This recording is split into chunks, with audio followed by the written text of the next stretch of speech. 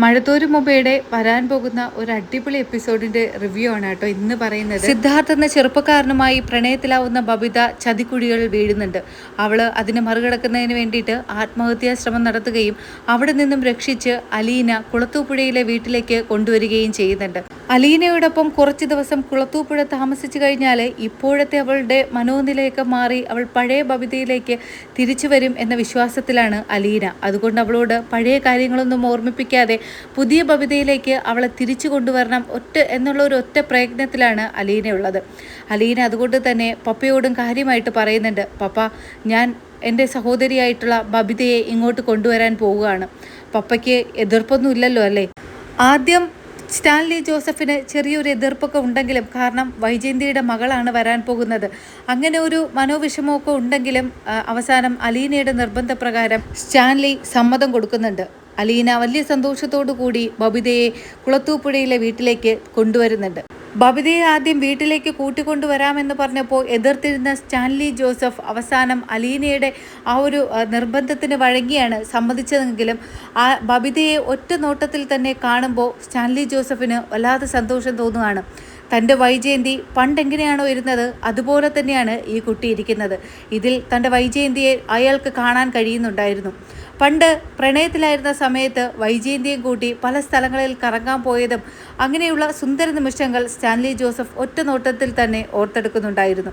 അതുകൊണ്ട് തന്നെ ബബിതയോട് അയാൾക്ക് പ്രത്യേക ഒരു ഇഷ്ടവും തോന്നിയിരുന്നു, തൻ്റെ സ്നേഹിതയുടെ മകള് എന്ന അർത്ഥത്തിൽ. അലീനയുടെ മുന്നിൽ വെച്ചിട്ട് ബബിതയോട് സ്റ്റാൻലി ജോസഫ് വലിയതായിട്ടൊന്നും അങ്ങനെ സംസാരിക്കുന്നില്ല. ബബിത പറയുന്നുണ്ട്, എന്താ ചേച്ചി, പപ്പയ്ക്ക് ഞാൻ വന്നത് ഇഷ്ടമായില്ലെന്ന് തോന്നുന്നു. അത് പോയിട്ട് എനിക്കറിയാം പപ്പയുടെ സ്വഭാവം. ചേച്ചി പറഞ്ഞിട്ടുള്ളത് വെച്ചിട്ട് അയ്യോ ആരെയും അങ്ങോട്ട് അടുപ്പിക്കാത്ത സ്വഭാവമാണല്ലോ ചേച്ചി. ഇതെങ്ങനെയാ ഞാൻ സഹിച്ചിവിടെ നിൽക്കുക? ചേച്ചി ഉണ്ടെന്നുള്ള ഒരൊറ്റ ആശ്വാസത്തിലാണ് കേട്ടോ ഞാൻ ഇങ്ങോട്ടേക്ക് വന്നത്. എന്നെ ഇട്ടിട്ട് ഒരിടത്തേക്കും പോവില്ലല്ലോ ചേച്ചി? ഇല്ല മോളെ, നിന്നെ ഇട്ടിട്ട് ഞാൻ എങ്ങോട്ടേക്ക് പോവാനാ?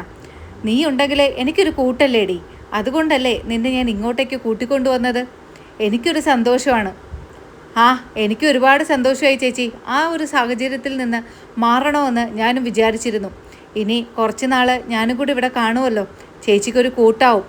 അതേടി മോളെ, കൃഷ്ണജയും രോഹിത്തും ഒക്കെ ഉണ്ടായിരുന്നെങ്കിൽ എന്ത് രസമായിരിക്കുമായിരുന്നു. അവരെയും നമുക്ക് കൊണ്ടുവരാൻ ചേച്ചി. എൻ്റെ ഒരു മനോനില ഇപ്പോൾ ശരിയല്ല, കുറച്ച് കഴിയട്ടെ. ഇവിടെ നിന്ന് ഇതെല്ലാം നമ്മൾ കണ്ടുപഠിക്കുമ്പോൾ എല്ലാം അങ്ങ് മാറും. അല്ലെങ്കിലും ഞാൻ അലീന ചേച്ചിയുടെ ഒപ്പമല്ലേ ഉള്ളത്, അപ്പോൾ എനിക്ക് യാതൊരു പ്രശ്നവും ഇല്ല. ഇവിടെ നിന്ന് പോകുമ്പോൾ ഞാൻ പഴയ ബബിതയായിട്ട് തിരിച്ച് വീട്ടിലേക്ക് പോകും. എന്നെ കാണുമ്പോൾ കൃഷ്ണജയും രോഹിത്തും ഒക്കെ അന്തവിടും. ചേച്ചി നോക്കിക്കോ. എന്തോ അവിടെ നിന്ന സമയത്ത് ഞാൻ വെറുതെ ആ പാവങ്ങളോട് ദേഷ്യപ്പെട്ടു. എൻ്റെ ദേഷ്യമെല്ലാം ഞാൻ അവരുടെ മുന്നിൽ എന്തൊക്കെ പറഞ്ഞ് തീർക്കുകയായിരുന്നു. എനിക്കിപ്പോൾ ആലോചിക്കുമ്പോൾ വല്ലാതെ സങ്കടം തോന്നുന്നു ചേച്ചി. മോളെ, ഞാൻ പറഞ്ഞില്ലേ, ആ കാര്യങ്ങളൊന്നും നീ ആലോചിക്കണ്ട. ഇപ്പോൾ നീ എൻ്റെ അടുത്തല്ലേ ഉള്ളത്. നീ എല്ലാം മറന്നേക്ക്. നമുക്കിനി ഒരു പുതിയ ജീവിതത്തിലേക്കാണ് തിരിച്ചു വരേണ്ടത്. ചേച്ചി ബാക്കി കാര്യങ്ങളെല്ലാം നോക്കിക്കോളാം. കഴിഞ്ഞു പോയ കാര്യങ്ങളെപ്പറ്റി ഓർക്കില്ല എന്ന് നീ എനിക്ക് വാക്ക് തരണം. വാക്ക് തന്നിരിക്കുന്നു ചേച്ചി. എനിക്ക് ഓർക്കാൻ കൂടെ കഴിയുന്നില്ല ആ കാര്യങ്ങൾ. ചേച്ചി ഇല്ലായിരുന്നെങ്കിൽ ഞാനിപ്പോൾ ജീവിച്ചിരിക്കില്ലായിരുന്നു ചേച്ചി. മതി, ആ കാര്യങ്ങളൊക്കെ മറന്നേക്ക്. വാ, നമുക്ക് ഇവിടുത്തെ സ്ഥലങ്ങളൊക്കെ കാണണ്ടേ? ഇവിടെ ഒരുപാട് സ്ഥലങ്ങൾ കാണാനുണ്ട്. പിന്നെ ഇവിടുത്തെ ജോലിക്കാരെ പരിചയപ്പെടണം. പൗലോസ് ചേട്ടൻ, ബൈജു ചേട്ടൻ, അങ്ങനെ ഒരുപാട് പേരുണ്ട് ഇവിടെ. അവരെ എല്ലാം നിനക്ക് പരിചയപ്പെടണ്ടേ? പിന്നെ ഇവിടെ കുറേ നായ്ക്കുട്ടികളും ഉണ്ട്. അതിനെയൊക്കെ പരിചയപ്പെട്ടില്ലെങ്കിലേ നിനക്കിനി ഇവിടെ നിൽക്കാൻ പറ്റില്ല കേട്ടോ. നിന്നെ ഓടിക്കും അവറ്റകൾ. അയ്യോ എൻ്റെ പൊന്നു ചേച്ചി, എനിക്കതിനെയൊക്കെ കാണുന്നതേ ഇഷ്ടമല്ല. അലീന ചേച്ചിക്കാണെങ്കിൽ നായ്ക്കളോടൊരു പ്രത്യേക സ്നേഹമുണ്ട്. അല്ലെങ്കിലും ചേച്ചി കാണുമ്പോൾ അതുങ്ങളൊക്കെ അടുത്ത് ഓടി വരും. എന്നെ കണ്ടാൽ തന്നെ എന്നെ ഓടിക്കും ചേച്ചി. ഇല്ല മോളെ, നീ ഒന്ന് സ്നേഹത്തോടെ അതിനെയൊക്കെ വിളിച്ചാൽ മതി, അതൊക്കെ ഓടി വരും. പിന്നെ പക്ഷികൾ, പൂച്ചകൾ, മീന്, അങ്ങനെ ഒത്തിരി ഉണ്ട് കേട്ടോ ഇവിടെ കാണാൻ. അതൊക്കെ ഞാൻ കാണിച്ചു തരാം, നീ വാ. കുളത്തൂപ്പുഴയിലെ കാഴ്ചകളെല്ലാം രണ്ടുപേരും ചുറ്റി നടന്ന് കാണുന്നതിനിടയിൽ ഔതുക്കുട്ടിച്ചായൻ ഓടി വരുന്നുണ്ട്. ഔതുക്കുട്ടിച്ചായൻ്റെ വറക്കം കാണുമ്പോഴേ അലീനയ്ക്ക് എന്തോ പന്തികേട് തോന്നുന്നുണ്ട്. അലീന ചോദിക്കുന്നുണ്ട്, എന്ത് പറ്റി അപ്പച്ച? എന്തിനെങ്ങനെ വെപ്രാളപ്പെട്ട് വരുന്നത്? എന്തെങ്കിലും അപ്പച്ചന് പറയാനുണ്ടോ? എന്താ വയ്യേ അപ്പച്ച? അല്ലടി മോളെ, ഞാനിപ്പോൾ ഒരു കാര്യം അറിഞ്ഞു. എന്നെ ഒരു പരിചയക്കാരൻ വിളിച്ച് പറഞ്ഞതാ ഹോസ്പിറ്റലിൽ നിന്ന്. എൽസമ്മ ഹോസ്പിറ്റലിൽ അഡ്മിറ്റാണെന്ന്. അവൾക്ക് തീരെ സുഖമില്ലാന്നും പറഞ്ഞു. അവിടെ റീത്താമ്മയും അവളുടെ ഏതോ സഹോദരനും ഉണ്ടെന്ന് പറഞ്ഞു. അയ്യോ അപ്പച്ച, എന്ത് പറ്റിയതാ എൽസമ്മ ആൻറ്റിക്ക്? പെട്ടെന്ന് ഇതെന്താ സംഭവിച്ചത്? അറിയില്ല മോളെ, എൻ്റെ ഒരു ഫ്രണ്ട് വിളിച്ച് പറഞ്ഞതാ. അപ്പോൾ പിള്ളേരോ? പിള്ളേർ തോജയും ടാനിയും ഒക്കെ വീട്ടിലാണെന്നാണ് തോന്നുന്നത്. അപ്പോൾ ടെൽസയോ അപ്പച്ച? എനിക്കൊന്നും അറിയില്ല മോളെ, ഞാൻ വിശദമായിട്ടൊന്നും കേട്ടില്ല. അയാളിങ്ങനെ ഹോസ്പിറ്റലിൽ പോയപ്പോൾ അവരെ കണ്ടു, കാര്യം ചോദിച്ചപ്പോൾ എൽസാമ്മയ്ക്ക് സീരിയസ് ആണെന്ന് പറഞ്ഞു. അങ്ങനെയാ എന്നെ വിവരം അറിയിച്ചത്. അയ്യോ അപ്പച്ച, എന്ത് പറ്റിയതാണെന്ന് ഒരു പിടിയില്ലല്ലോ. നമുക്കൊന്ന് അന്വേഷിച്ച് പോയാലോ അപ്പച്ച? എൻ്റെ മോളെ, നമ്മൾ രണ്ടുപേരും എങ്ങനെയാണ് പോകുന്നത്? നിനക്കറിയാലോ, നിൻ്റെ കാലിൻ്റെ പ്ലാസ്റ്റർ ഇപ്പോഴാണ് ഒന്ന് അയച്ചു കഴിഞ്ഞത്. ഇനി അവളൊക്കെ ഉണ്ടല്ലോ, നിന്നെ കൊന്നു കളയാൻ വരെ മടിക്കില്ല. അവരുടെ കാര്യത്തിൽ ഇടപെട്ട് കഴിഞ്ഞാൽ ഇനി ഇതിനപ്പുറം എന്തെങ്കിലും കിട്ടും മോളെ. എനിക്ക് ലാലിച്ചൻ്റെ വായിരിക്കുന്നത് ഒന്നും കേൾക്കാൻ വയ്യ. ഞാനാ നിന്നെ കൊണ്ടു നടന്ന് വഷളാക്കുന്നതെന്നാ ലാലിച്ചൻ പറയുന്നത്. നീ പറയുന്ന കാര്യങ്ങളെല്ലാത്തിനും ഞാനാ കൂട്ടു നിൽക്കുന്നതെന്നാ പരാതി. എന്നാലും അപ്പച്ച, ഒന്ന് കാണാൻ പോകണ്ടേ? പപ്പയോട് നമുക്ക് ചോദിച്ചു നോക്കിയാലോ? പപ്പയുടെ ഭാര്യയല്ലേ, മക്കളുടെ അമ്മയല്ലേ.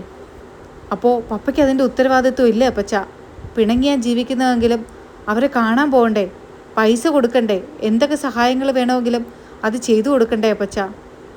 മോളെ, നീ പറയുന്നതൊക്കെ ശരി തന്നെയാ, അവൻ്റെ കടമ തന്നെയാ. ഇനി അവൻ എങ്ങനെ ദേഷ്യപ്പെടുമെന്ന് എനിക്കറിയില്ല. അവന് പോകുന്നതിൽ വലിയ കുഴപ്പം കാണില്ല. അവിടെ ചെന്ന് കഴിയുമ്പോൾ ആ പിശാചുണ്ടല്ലോ റീത്താമ്മ, അവളുടെ മുഖം കാണുന്നതില അവന് ഏറ്റവും ദേഷ്യം. അവനെ കാണുന്നതും അവനെ ദേഹം തരിപ്പിക്കുന്ന രീതിയിൽ അവൾ ഓരോന്നും പറഞ്ഞുകൊണ്ടിരിക്കും. അപ്പോൾ അവന് സഹിക്കാൻ പറ്റില്ല. അവൻ അവിടെ വെച്ച് എന്തെങ്കിലും ദേഷ്യപ്പെട്ട് പറഞ്ഞിട്ട് തിരിച്ചിറങ്ങിപ്പോരും. ഇത് തന്നെ ഉണ്ടാവാൻ പോകുന്നത്. എന്നാലും അപ്പച്ച, നമുക്കൊന്ന് പോവാം. പപ്പയുടെ കൂടെ നമുക്കും കൂടെ പോയി കഴിഞ്ഞാൽ വിവരങ്ങൾ അറിയാമല്ലോ. ഞാനും കൂടെ ഉണ്ടെങ്കിൽ പപ്പ കൂടുതൽ അങ്ങനെ ദേഷ്യപ്പെടില്ല. മോളെ, നീ ചെന്ന് പറഞ്ഞു നോക്ക്. അങ്ങനെ ഔതുക്കുട്ടിച്ചായൻ പറയുന്നത് കേട്ട് അലീന സ്റ്റാൻലി ജോസഫിനെ കാണാൻ റൂമിലേക്ക് പോകുന്നുണ്ട്. പപ്പ എന്ന് വിളിക്കുമ്പോൾ സ്റ്റാൻലി ജോസഫ് ചോദിക്കുകയാണ്, എന്തു പറ്റി? എന്താ പപ്പ? അത് എന്തോ പറയാനാണെന്ന് മനസ്സിലായി. കാര്യം പറ. പപ്പ, എൽസമ്മ ആൻറ്റിക്ക് സുഖമില്ലാന്ന്, കുറച്ച് സീരിയസിലാണെന്ന് അപ്പച്ചൻ്റെ ഒരു ഫ്രണ്ട് ഇപ്പോൾ ഹോസ്പിറ്റലിൽ നിന്ന് വിളിച്ച് പറഞ്ഞതാ. എന്താ പറ്റിയതെന്നാ പറഞ്ഞത്? അതറിയില്ല, സീരിയസ് ആണെന്നാ പറഞ്ഞത്. വീണതോ മറ്റോ ആണെന്നും കൂടെ പറയുന്ന കേട്ടോ. പപ്പ, നമുക്കൊന്ന് പോകണ്ടേ? വേണ്ട, അതിൻ്റെ ആവശ്യമില്ല. എന്തിനാ? നമ്മുടെ വേണ്ടാത്തവർക്ക് നമ്മൾ ചെന്ന് തിരിഞ്ഞു നോക്കുന്ന എന്തിനാ? ആ റീത്താമ്മ അവിടെ കാണും. ഇനി അവളുടെ വായിലിരിക്കുന്നതെല്ലാം ഞാൻ കേൾക്കണം. ഇതിന് ഞാൻ തെറ്റുകാരനാവും. എന്തിനാ വെറുതെ ആവശ്യമില്ലാത്ത കാര്യങ്ങൾ? പണം വേണമെങ്കിൽ കൊടുക്കാം. എന്താ പപ്പ ഈ പറയുന്നത്? പപ്പയുടെ ഭാര്യയല്ലേ, പിണക്കമാണെന്ന് കരുതിയിട്ട് പപ്പയ്ക്ക് കുറച്ച് കടമകളില്ലേ പപ്പ? പണം മാത്രം മതിയോ? പപ്പ ഒന്ന് പോയി കാണണം, ഞാനും കൂടെ വരാം. എന്തിനാ അലീന ഇങ്ങനെ ആവശ്യമില്ലാത്ത കാര്യങ്ങൾ എടുത്ത് തലയിൽ വെക്കുന്നത്? പപ്പ, ഇത് ആവശ്യമില്ലാത്ത കാര്യമാണോ പപ്പ? ബന്ധങ്ങളുടെ വില എത്ര വലുതാണെന്ന് എനിക്കറിയാം പപ്പ. അതുകൊണ്ട് പപ്പ ഒരിക്കലും ഇതിനെതിരെ നിൽക്കരുത്. നമുക്ക് പോവാം. തുടങ്ങി അവളുടെ സങ്കടം പറച്ചിൽ. ഇനി നീ ഒന്നും പറയണ്ട, വാ പോവാം എന്ന് പറഞ്ഞ ഔതുക്കുട്ടിച്ചായനും അലീനയും ലാലിച്ചനുമായിട്ട് ഹോസ്പിറ്റലിൽ പോവാണ്. അവിടെ ചെന്ന് കഴിയുമ്പോൾ തന്നെ റീത്താമ്മ പുറത്തിരിപ്പുണ്ട്. ലാലിച്ചനെ കാണുമ്പോൾ ഓടി വരികയാണ് ദേഷ്യപ്പെട്ട്. വന്നല്ലോ, അഭിഹിത സന്തതിയും കൊണ്ട് വന്നു. എന്തിനാ? അവളെ കൊല്ലിക്കാൻ വേണ്ടിയിട്ടാണോ നിങ്ങളിപ്പോൾ അവളെയും കൊണ്ട് ഇങ്ങോട്ടൊക്കെ വന്നത്? ഇവിടെ ഇപ്പോൾ അവൾ കണ്ടു കഴിഞ്ഞാലുണ്ടല്ലോ, 2 ദിവസം കഴിഞ്ഞ് ചാവാനുള്ളവൾ ഇപ്പോഴേ ചാവും. അതുകൊണ്ട് എന്തിനാ നിങ്ങൾ ഇങ്ങോട്ടേക്ക് വന്നത്? അപ്പോൾ അലീന പറയുകയാണ്, പപ്പയുടെ ഭാര്യയെ കാണണം. അതിന് ആൻറ്റി എന്തിനാ ഇങ്ങനെ ദേഷ്യപ്പെടുന്നത്? പപ്പയ്ക്ക് അതിനുള്ള അവകാശമുണ്ട്. പണം മാത്രമല്ലല്ലോ, പപ്പയ്ക്ക് വന്ന് പപ്പയുടെ ഭാര്യയും മക്കളെയും കാണാനുള്ള അധികാരമുണ്ട്. നിങ്ങൾക്ക് പപ്പയുടെ പണം മാത്രം മതിയായിരിക്കും, ഞങ്ങൾക്കത് പോരാ. ആൻറ്റിയെ കാണണം. ഇപ്പോൾ ഇവിടെ നിന്ന് ഇറങ്ങിക്കൊള്ളണം. ഞാൻ ഡോക്ടറിനെ വിളിച്ച് ഇവിടെ കിടന്ന് ബഹളം ഉണ്ടാക്കും. ആവശ്യമില്ലാതെ ഇപ്പോൾ നിങ്ങളും നിങ്ങളുടെ മകളും അവളെ കാണാനായിട്ട് ശ്രമിക്കരുത്. അവളുടെ കാര്യങ്ങൾ ഇത്രയും നാൾ നോക്കിയത് ഞാനാ. ഇനിയും എനിക്കറിയാം അവളുടെ കാര്യങ്ങൾ നോക്കാൻ. അപ്പോൾ അലീന പറയുന്നുണ്ട്, എന്ത് നോക്കിയെന്നാണ് ആൻറ്റി പറയുന്നത്? എൻ്റെ പപ്പയുടെ പൈസ കട്ടുമൊട്ടിച്ച് തിന്നതോ? ആ കണക്കൊന്നും ആൻറ്റി പറയരുത് കേട്ടോ. എന്താടി നീ പറഞ്ഞത്? നിൻ്റെ പപ്പയുടെ പൈസ ഞാൻ മോഷ്ടിച്ചെന്നോ? അയാളുടെ മക്കൾക്കും ഭാര്യയ്ക്കും വേണ്ടി തന്നെയാണ് ചിലവാക്കിയത്. ആ കണക്കൊന്നും പറയണ്ട ആൻറ്റി. ഞങ്ങളിപ്പോൾ ഇവിടെ ഒരു തർക്കത്തിനല്ല വന്നത്. ഞങ്ങൾക്ക് എൽസമ്മ ആൻറ്റിയെ കാണണം, അത്രയേ ഉള്ളൂ. അങ്ങനെ അലീനെ നിർബന്ധിച്ചതുകൊണ്ട് ലാലിച്ചൻ റൂമിലേക്ക് കയറുന്നുണ്ട്. റൂമിലേക്ക് കയറുമ്പോൾ കാണുന്നത് ഒരു സൈഡ് പാതി തളർന്നു കിടക്കുന്ന എൽസമ്മയാണ്. ഒറ്റ മാത്രയിൽ തന്നെ ലാലിച്ചന് വല്ലാത്തൊരു സങ്കടം തോന്നുന്നുണ്ട്. തൻ്റെ ഭാര്യ ഒത്തിരി വർഷമായി കണ്ടിട്ട് ഇപ്പോൾ ഈ ഒരു നിലയിലാണല്ലോ കാണാൻ പറ്റുന്നതെന്ന് ആലോചിച്ചിട്ട്. അലീന പുറത്തേക്ക് ഇറങ്ങുമ്പോൾ ലാലിച്ചൻ്റെ കണ്ണ് ചെറുതായിട്ടൊക്കെ ഒന്ന് നനഞ്ഞിട്ടുണ്ട്. എന്താ പപ്പ, സങ്കടമായോ? ഏയ് ഇല്ല. ആ, എനിക്കറിയാം പപ്പയ്ക്ക് സങ്കടമുണ്ടെന്ന്. നമുക്ക് ശരിയാക്കി എടുക്കാം, പപ്പ വിഷമിക്കണ്ട. എന്താടി നീ പറയുന്നത്? ഇതെങ്ങനെ ശരിയാവുമെന്നാണ് നീ പറയുന്നത്? ഒരു സൈഡ് ഫുള്ള് സ്തംഭിച്ചു. എന്ത് പറ്റിയതെന്നാ പറഞ്ഞത്? അത് പപ്പ, എനിക്കറിയില്ല. ഇവിടെ പറയുന്നത് എന്തോ വീണെന്നോ തലയിടിച്ചെന്നൊക്കെയാണ്. പപ്പ ഒന്ന് ഡോക്ടറിനെ കാണണം. അപ്പോൾ എല്ലാ കാര്യങ്ങളും വിശദമായിട്ട് പറയുമല്ലോ. ഞാൻ ഇനി ഡോക്ടറിനെ കാണണം പപ്പ. ഈ റീത്താമ്മയൊക്കെ പറയുന്നത് എത്രമാത്രം സത്യമുണ്ടെന്ന് നമുക്കറിയില്ല. അതുകൊണ്ട് പപ്പ തന്നെ ഡോക്ടറിനെ കാണണം. ഡോക്ടറിനെ കാണാൻ പോകുന്ന സമയത്തും റീത്താമ്മയുടെ മുഖത്ത് വല്ലാതൊരു ടെൻഷൻ ഉണ്ടായിരുന്നു. ഡോക്ടർ എന്തായിരിക്കും പറയാൻ പോകുന്നത് എന്ന് ആലോചിച്ചിട്ട്. അങ്ങനെ ലാലിച്ചൻ ഡോക്ടറിൻ്റെ റൂമിലേക്ക് കയറുന്നുണ്ട്. ആരാ എന്ന് ചോദിക്കുമ്പോൾ അഡ്മിറ്റായി കിടക്കുന്ന എൽസമ്മയുടെ ഭർത്താവാണ് റിട്ടയർഡ് കേണൽ സ്റ്റാൻലി ജോസഫ് എന്ന് പറയുകയാണ്. ഇരിക്കൂ സാർ എന്ന് ഡോക്ടർ പറയുന്നുണ്ട്. അങ്ങനെ സ്റ്റാൻലി ചോദിക്കുന്നുണ്ട്, എൻ്റെ വൈഫിന് എന്താണ് ഇപ്പോഴത്തെ അവസ്ഥ ഡോക്ടർ? അപ്പോൾ ഡോക്ടർ പറയുകയാണ്, കുറച്ച് സീരിയസ് ആണ് സ്റ്റാൻലി. എന്ത് പറ്റിയതാണെന്ന് അപ്പോൾ ഡോക്ടർ ചോദിക്കുകയാണ്. അപ്പോൾ നിങ്ങളും ഭാര്യയും ഒരുമിച്ചല്ലേ താമസം? അല്ല ഡോക്ടർ, ഞങ്ങൾ കുറച്ച് നാളായിട്ട് പിരിഞ്ഞാണ്. അവളുടെ ചേച്ചിയുടെ കൂടെയാണ് താമസം. അവൾക്കതാണ് സന്തോഷവും. പിന്നെ എല്ലാ ആവശ്യങ്ങൾക്കും ഞാൻ പണവും അയച്ചു കൊടുക്കാറുണ്ട്. ആ, എന്ത് പറ്റിയതാണെന്ന് ചോദിച്ചാൽ തലയ്ക്ക് നല്ലൊരു അടി പറ്റിയിട്ടുണ്ട്. എവിടെയോ ചറക്കി വീണിട്ടുമുണ്ട്. അതാരെങ്കിലും ചെയ്തതാണോ അതറിയില്ല. പക്ഷേ ഈ ഒരു തലയ്ക്കടി കണ്ടിട്ട് നമ്മൾ ജസ്റ്റ് ഒന്ന് വഴുതി വീണ് കഴിഞ്ഞാൽ ആ ഒരു വീഴുന്ന വീഴ്ചയിലുള്ള തലയ്ക്കടിയല്ല ഇത്. ഇതാരോ മുൻകൂട്ടി ചെയ്തതുപോലെ തോന്നുന്നു. അങ്ങനെയൊന്നും നമുക്ക് പറയാൻ പറ്റില്ലല്ലോ സ്റ്റാൻലി. അവരുടെ ചേച്ചിയും മക്കളും അല്ലേ ഇവിടേക്ക് കൊണ്ടുവന്നത്. അപ്പോൾ ഡോക്ടർ എന്താ ഉദ്ദേശിക്കുന്നത്? ആരെങ്കിലും മനഃപൂർവ്വം ചെയ്തതെന്നാണോ? ഇല്ല, അങ്ങനെ ഞാൻ പറയുന്നില്ല.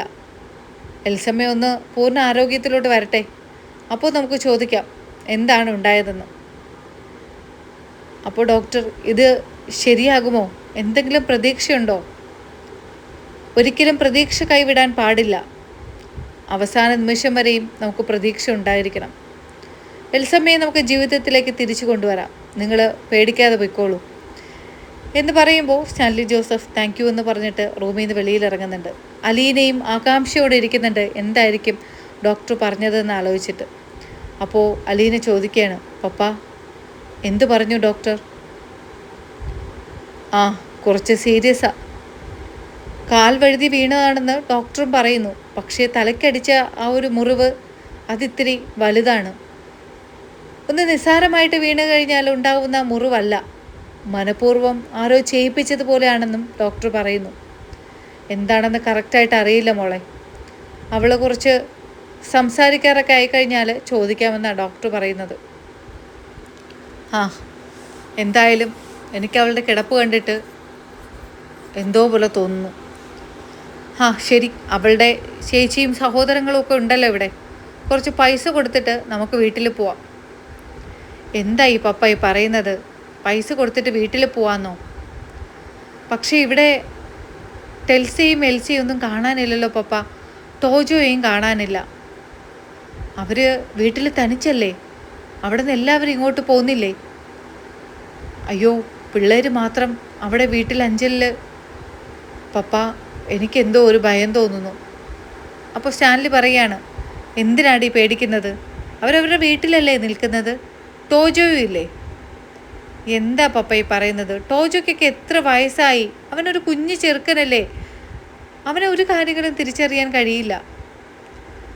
അവനെ ആ വീട്ടിലെ കാവലാളായിട്ട് ഇരുത്താനോ?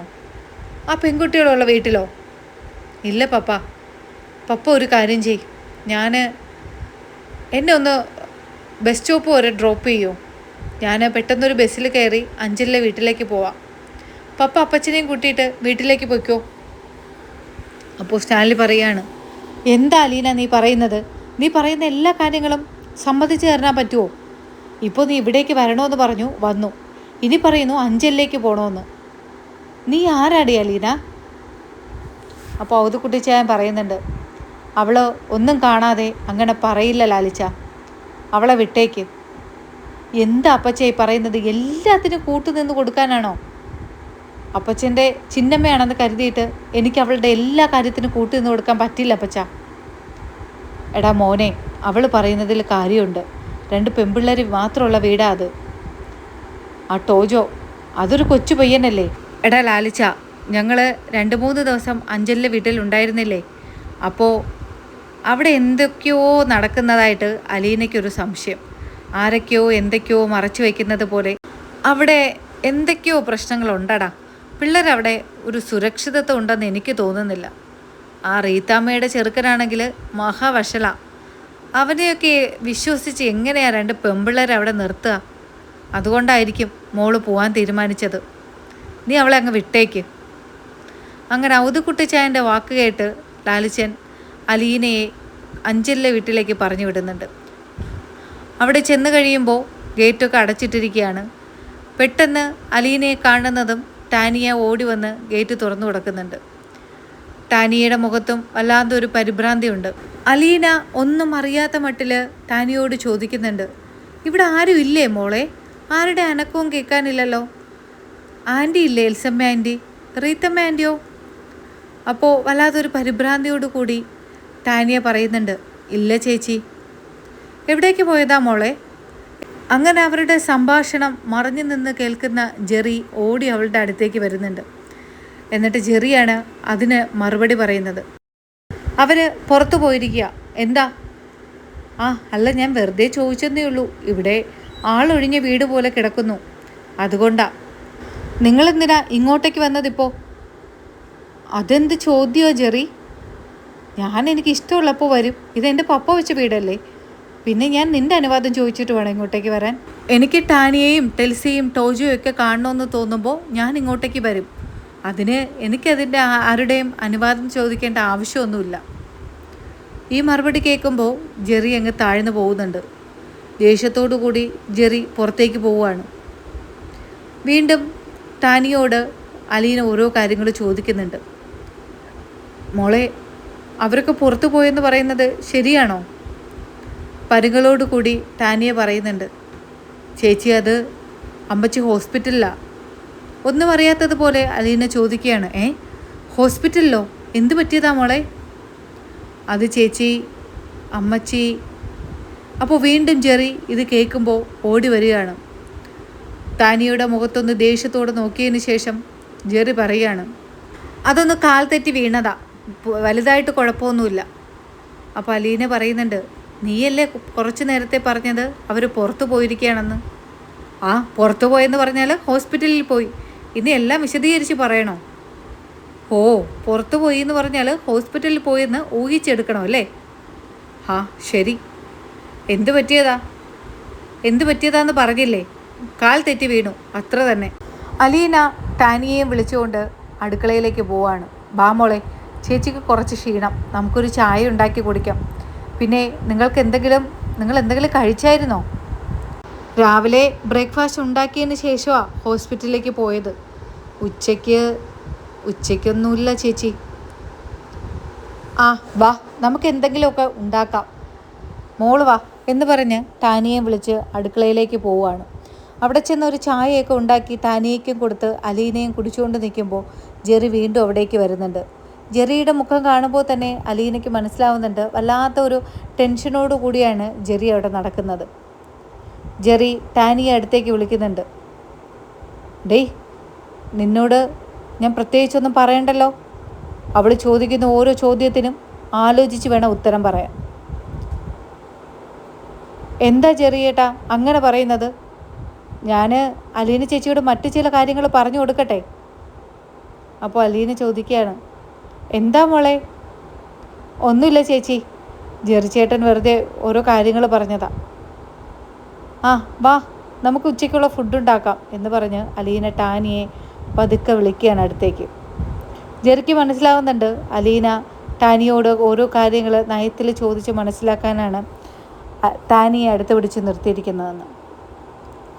എന്തിനാ ജെറി അടുക്കളയിൽ നിന്ന് കറങ്ങുന്നത്, നിനക്ക് വേറെ പണിയൊന്നുമില്ലേ എന്ന് പറഞ്ഞ് അലീന ജെറിയെ പുറത്തേക്ക് പറഞ്ഞു വിടുകയാണ്. പലതവണ ടാനിയോട് എന്താണ് സംഭവിച്ചതെന്ന് അറിയാൻ ശ്രമിച്ചുവെങ്കിലും ടാനിയ ഒന്നും വിട്ടു പറയുന്നുണ്ടായിരുന്നില്ല. അപ്പോൾ അവൾക്ക് മനസ്സിലായി ജെറി എന്തൊക്കെയോ പറഞ്ഞ് അവളെ ഭയപ്പെടുത്തി വെച്ചിട്ടുണ്ട് എന്ന്. അങ്ങനെ 2 ദിവസം കഴിയുമ്പോൾ എൽസമ്മയെ ഡിസ്ചാർജ് ചെയ്ത് വീട്ടിലേക്ക് കൊണ്ടുവരുന്നുണ്ട്. ആ സമയത്ത് അലീന കുളത്തൂപ്പുഴയിലായിരിക്കും. കുളത്തൂപ്പുഴയിൽ ചെല്ലുന്ന സമയത്ത് ബബിത ഓടി വരുന്നുണ്ട്.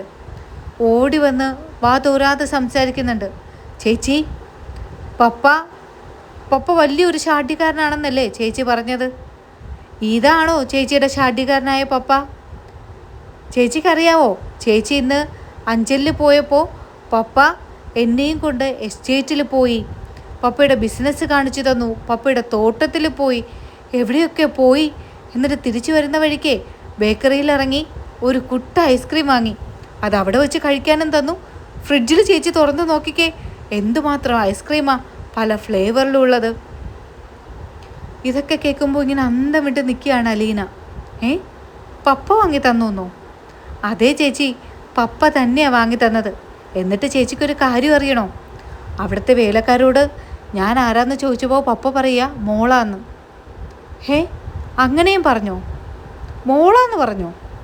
അതെന്താ ചേച്ചി, മോളാണെന്ന് പറഞ്ഞപ്പോൾ പപ്പയുടെ സ്വന്തം മോക്ക് ഇച്ചിരി അസൂയ തോന്നിയോ? എൻ്റെ അച്ഛനെ ഞാൻ ചേച്ചിക്ക് വിട്ടു തന്നില്ലേ, അതുപോലെ ചേച്ചിയുടെ പപ്പയും ഞാൻ അങ്ങ് പപ്പയായിട്ട് ഏറ്റെടുത്തു. അയ്യടി മോളെ, ഞാൻ വെറുതെ പറഞ്ഞതാ, നീ അങ്ങ് ഏറ്റെടുത്തോ. എൻ്റെ പപ്പ നിൻ്റെയും കൂടെ പപ്പയല്ലേ. ഞാൻ അങ്ങനെ എന്തെങ്കിലും വിചാരിക്കുന്നത് നിനക്ക് തോന്നുന്നുണ്ടോ?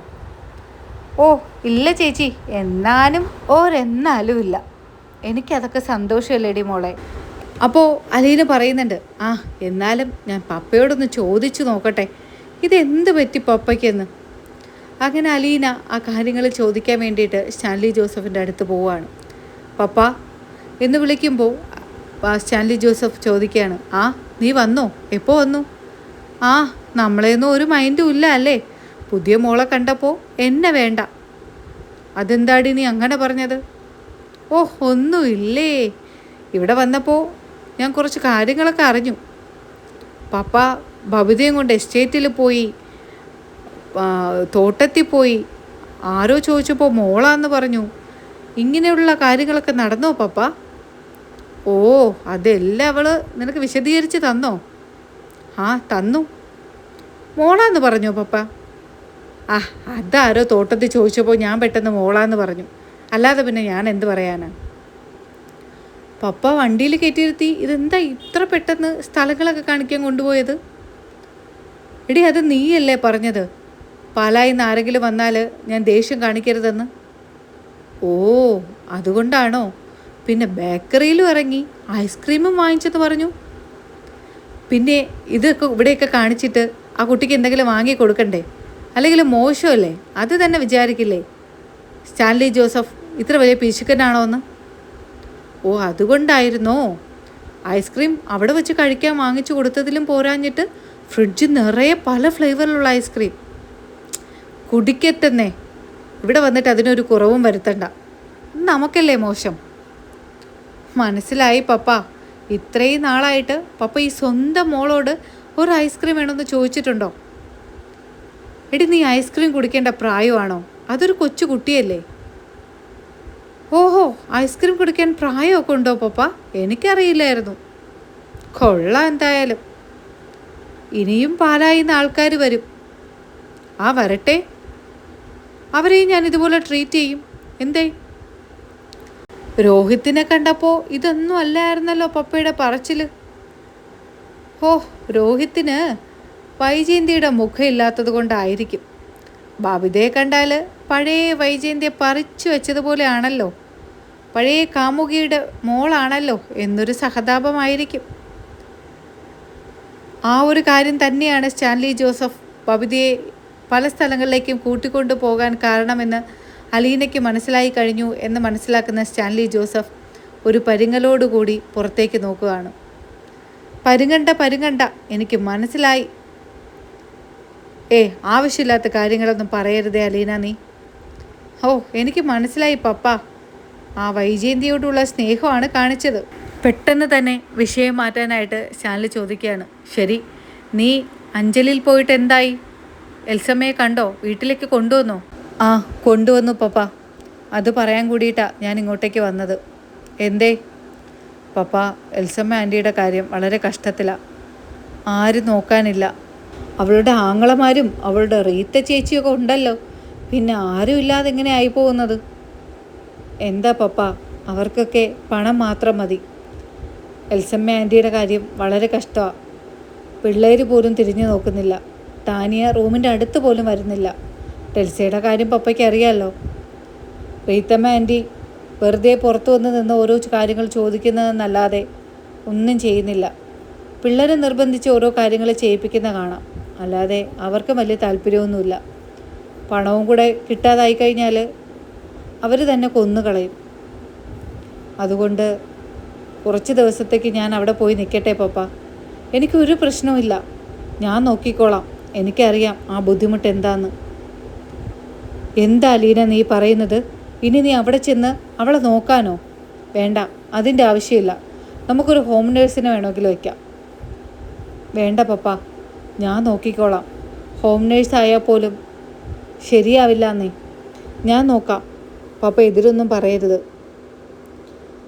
അലീനയുടെ ആ നിർബന്ധത്തിനും വഴങ്ങുകയാണ് സ്റ്റാൻലി ജോസഫ്. സ്റ്റാൻലി ജോസഫ് അതിന് സമ്മതിച്ചതിന് പിന്നാലെ തന്നെ ബബിതയെ കാണാനായിട്ട് വരുന്നുണ്ട് അലീന. മോളെ, മോക്ക് ഇവിടെ തനിച്ച് നിൽക്കാൻ പ്രയാസമുണ്ടോ? എന്തേ ചേച്ചി അങ്ങനെ ചോദിച്ചത്? ചേച്ചി ഉള്ളത് കൊണ്ടല്ലേ ഞാനിവിടെ വന്നത്. അതേ മോളെ, പക്ഷെ 2 ദിവസത്തേക്ക് എനിക്കൊന്ന് അഞ്ചല് വരെ പോകണം. ഞാൻ ഇടയ്ക്കിടയ്ക്ക് ഇങ്ങോട്ടേക്ക് വന്നോളാം, അല്ലെങ്കിൽ നീ എന്നെ കാണാൻ അങ്ങോട്ടേക്ക് വാ. അവിടെ പപ്പയുടെ ഭാര്യ എൽസമ്മൻ്റെക്ക് തീരെ സുഖമില്ല മോളെ, ആരുമില്ല നോക്കാൻ. എന്താ ചേച്ചി, അങ്ങനെയൊക്കെയുള്ളവരെ നോക്കാനാണോ ചേച്ചി നിൽക്കുന്നത്? എന്താടി മോളെ നീ ഇങ്ങനെ പറയുന്നത്? എൻ്റെ സ്വഭാവം നിനക്കറിയാമെന്നുള്ളതല്ലേ. എന്തെല്ലാം കഷ്ടപ്പാട് സഹിച്ചിട്ടാണ് ഞാനിവിടേക്ക് വന്നത്. അതുകൊണ്ട് അങ്ങനെയൊന്നും പറയരുത് മോളെ. ഞാൻ അവിടെ പോയി 2 ദിവസം കഴിഞ്ഞിട്ട് വരാം. മനസ്സില്ലാ മനസ്സോടെ ബബിത അതിന് സമ്മതിക്കുന്നുണ്ട്. ചേച്ചി, ഞാനും കൂടെ വന്ന് നിൽക്കട്ടെ? അയ്യോ വേണ്ട, അവിടെ അങ്ങനെ വന്ന് നിൽക്കുന്നത് ശരിയല്ല. നീ ഇവിടെ നിന്നോ, പപ്പയൊക്കെ കൂട്ടുണ്ടല്ലോ, പപ്പ നിന്നെ പൊന്നുപോലെ നോക്കും. വേണ്ട മോളെ, ഞാൻ പറഞ്ഞില്ലേ ഇടയ്ക്കിടയ്ക്ക് ഞാൻ ഇങ്ങോട്ടേക്ക് വരാം. നീ അങ്ങോട്ടേക്ക് വാ. പിന്നെ നിൽക്കാൻ പറ്റില്ല. 2 ദിവസം അവിടെ സ്ഥിരമായിട്ട് നിൽക്കാൻ പറ്റിയ സാഹചര്യമല്ല മോളെ. അല്ലെങ്കിൽ ഞാൻ നിന്നെ കൊണ്ടുപോയേനെ. നിനക്ക് എന്താവശ്യം ഉണ്ടെങ്കിലും പപ്പയോട് പറഞ്ഞാൽ മതി. അങ്ങനെ 2 ദിവസത്തേക്ക് ബബിതയോട് യാത്ര പറഞ്ഞ് അലീന അഞ്ജലിലെ വീട്ടിലേക്ക് പോവുകയാണ്. ഈ ഒരു എപ്പിസോഡ് ഇവിടെ അവസാനിക്കുകയാണ്. ഈ ഒരു എപ്പിസോഡ് നിങ്ങൾക്ക് ഇഷ്ടമായി എങ്കിൽ ചാനൽ സബ്സ്ക്രൈബ് ചെയ്യാനും ഈ ഒരു എപ്പിസോഡ് ലൈക്ക് ചെയ്യാനും മറക്കരുത്. ഇനി മഴതോരും മുമ്പയുടെ പുതുപുത്തൻ വിശേഷങ്ങളുമായി ഉടനെ കാണും വരയ്ക്കും. ബൈ.